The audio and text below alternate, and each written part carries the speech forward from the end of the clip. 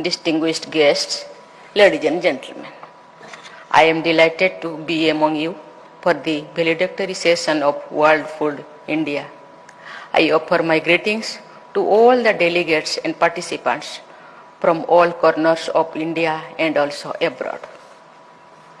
The Ministry of Food Processing Industries must be commended for organizing the second edition of WFI after the first one in 2017. The ministry aims to make it the largest processed food show of the country and organize it annually. I think WFI will go a long way in making the rich Indian food culture more familiar to the world. This will also prove to be a great platform for micro, small and medium enterprises in this sector to better align themselves with larger domestic and global players. From a business perspective, India offers an exciting opportunity. Its fast-growing economy offers a large market. Moreover, its rich knowledge base of agricultural and food processing offers lesson to our times. I have in mind millets, who said nourished generations and generations, but we are getting forgotten in cities and have now been rediscovered.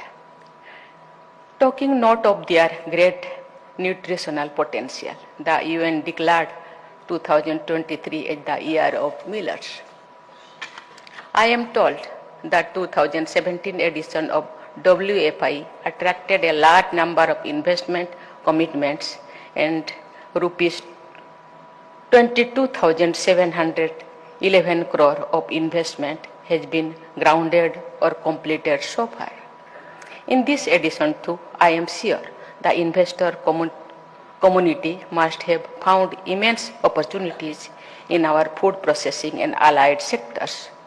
WFI has the potential to help India become a kitchen to the world.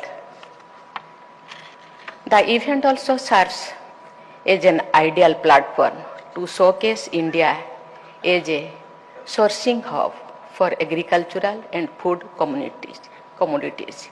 It can then generate ample opportunities for Indian sellers in the global marketplace. Innovators and entrepreneurs would have found much opportunities here. They could learn a lot from the women of India too. Women here have innovated in food processing over the centuries by creating recipes for varieties of jams, pickles and so on. They have also been model entrepreneurs by running small-scale food-related industries from home. I am glad to learn that during the inaugural session of this event, Prime Minister Narendra Modi ji proposed to offer assistance in the form of seed capital to more than 1 lakh members of self-help groups involved in food processing activities. All cultures have many interesting sayings on the theme of food. We too have many proverbs that say, in essence, we are what we eat. In that case, no amount of attention we pay to this crucial subject is enough. Though this event is concluding today, but I am sure you will carry on the conversations that began here. The interactions over these 3 days must have led to collaborations. Dear friends, food, as you know, is a defining characteristic of humankind. Tens of thousands of years ago, when human beings started evolving as a unique species, language and food were among the factors that made them different from their nearest cousins. The shift from foraging to agriculture and from raw food to cooked food was the beginning of civilizations. No wonder food is invariably the cornerstone of any culture. In India, we take pride in our immense diversity, and that is ample reflection in our plates too. Moreover, just as food helps forge bonds among strangers, it has been food that has historically brought different cultures closer. Fruits and vegetables first grown in one part of the world have over centuries become part of all other parts of the world. Trade in spices and condiments triggered commerce between nations and globalizations. Ladies and gentlemen, food remains one of the basic necessities of life for every human being. It is distressing indeed to realize that a substantial number of human beings go to bed on an empty stomach in many parts of the world. This puts a strain on the great economic and technological progress humankind has achieved.